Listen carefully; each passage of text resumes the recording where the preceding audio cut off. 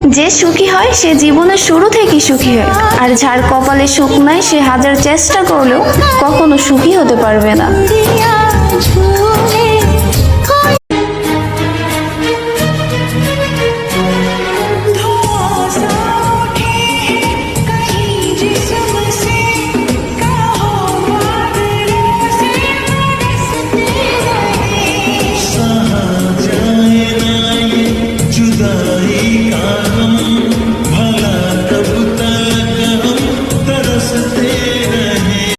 সবকিছু নিয়ে ভাবতে ভাবতে মানসিক রোগী হয়ে যাচ্ছি, তাই এখন কিছু সময়ের উপর আর কিছু ভাগ্যের উপর ছেড়ে দিয়েছি।